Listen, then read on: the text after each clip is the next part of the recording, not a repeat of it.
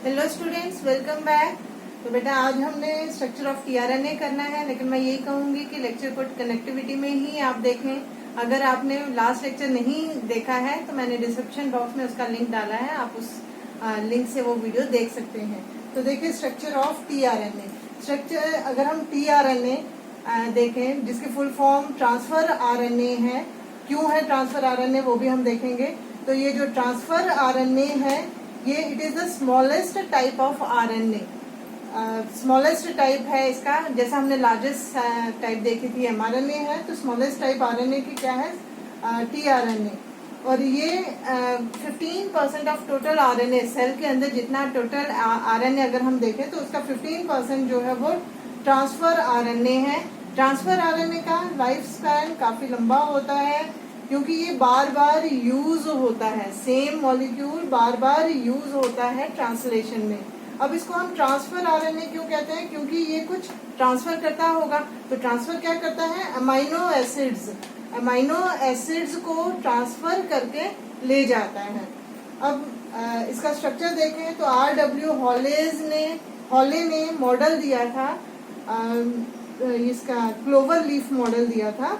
तो clover leaf बेटा आप जानते ही होंगे, क्लोवर लीफ जिसको हम ये स्टाला कहते हैं, जो गायों वगैरह को चारा दिया जाता है, तो वो क्लोवर लीफ होता है।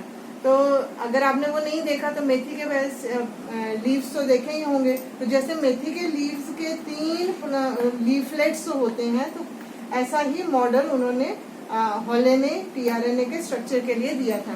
बेसिक स्ट्रक्चर टीआरएनए का सेम है जैसे हमने आरएनए का स्ट्रक्चर किया था कि शुगर और फॉस्फेट बैकबोन बनाते हैं, और जो बेसिस हैं, नाइट्रोजन बेसिस हैं, वो शुगर के साथ अटैच होती हैं। वैसा बेसिक स्ट्रक्चर ही है।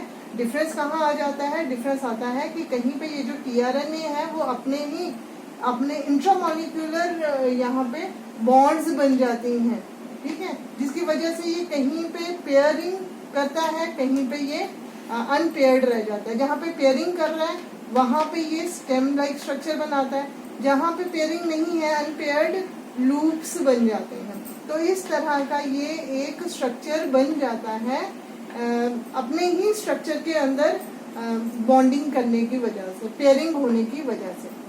तो देखो बच्चे 3' एंड की तरफ अगर हम देखेंगे, जैसे आरएनए का डीएनए का स्ट्रक्चर किया था, हमने कहा था कि जो आरएनए है या डीएनए का स्ट्रैंड है उसमें एक एंड पे 3' पोलैरिटी रहती है, एक एंड पे 5' पोलैरिटी रहती है। तो 3' एंड पे अगर हम देखेंगे तो हमेशा यहाँ पे CCA जो न्यूक्लियोटाइड्स हैं ये प्रेजेंट होंगी, और इसमें OH ग्रुप भी प्रेजेंट होता है।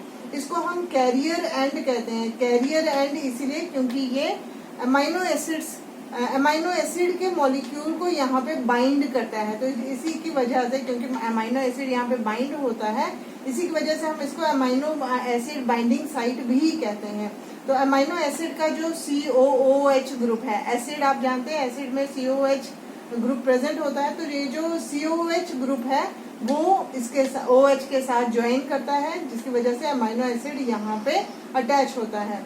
इसके ऑपोजिट, जो कैरियर एंड के बिल्कुल ऑपोजिट अगर हम देखें तो ये अनपेयर्ड लूप है जिसको हम एंटीकोडॉन कहते हैं। इसके ऊपर एक ट्रिपलेट रहता है न्यूक्लियोटाइड का, मतलब 3 बेसिस यहाँ पे प्रेजेंट होती हैं। अब ये 3 बेसिस कौन सी प्रेजेंट है ये डिपेंड करता है एमआरएनए के कोडॉन पे डिपेंड करता है। जैसे एमआरएनए का हमने यहाँ पे एक एग्जांपल लिया है, सपोज AUG जो इनिशिएशन कोडॉन का ही हमने एग्जांपल लिया। सपोज ये कोडॉन प्रेजेंट है तो इसके कॉम्प्लीमेंट्री ही जो बेसिस का सीक्वेंस प्रेजेंट होगा टीआरएनए पे।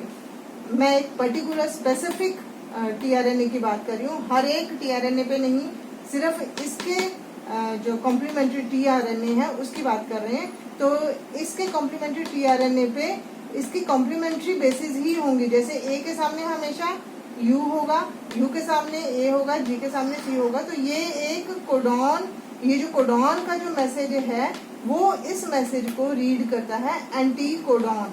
ये जो टीआरएनए पे ये जो 3 बेसिस का सीक्वेंस है इसको हम एंटीकोडॉन कहते हैं। और ये एंटीकोडॉन कैसा है इसी पे डिपेंड करेगा कि कैरियर एंड पे कौन सा अमाइनो एसिड अटैच होता है। जैसे AUG है वो मिथेनिन के लिए अगर कोड करता है तो यहाँ पे मिथेनिन अमीनो एसिड ही अटैच होगा। ये इसको कैसे पता चलेगा? ये इसका एंटीकोडॉन, tRNA का एंटीकोडॉन रीड करेगा और वो जो पर्टिकुलर अमीनो एसिड है वो यहाँ पे अटैच हो जाता है। तो इसके दो और लूप्स जैसे आप देख रहे हैं, ये राइबोसोम साइट है। राइबोसोम जो यहाँ पे ट्रांसलेशन के दौरान जिसकी ज़रूरत पड़ती है, तो राइबोसोम यहाँ पे इस लूप पे अटैच होता है। तो यहाँ पे राइबोसोम को अटैचमेंट के लिए यहाँ पे स्पेस मिलती है। तो दूसरा इसके बिल्कुल ऑपोजिट अगर हम देखेंगे, इट इज़ एंजाइम साइट। तो tRNA जब ट्रांसलेशन के लिए अमीनो एसिड लेके आ रहा होता है तो उस टाइम जो पर्टिकुलर अमीनो एसिड्स हैं वो एक एक करके अटैच होते हैं। तो वो जो अटैचमेंट में जो एंजाइम हेल्प करता है वो एंजाइम के यहाँ पे उसके लिए ये प्लेस प्रोवाइड करता है। तो इस तरह से this was the structure of tRNA। Next lecture में हम RNA का स्ट्रक्चर पढ़ेंगे। और हमसे बने रहने के लिए इस चैनल को ज़रूर सब्सक्राइब करें। Thank you.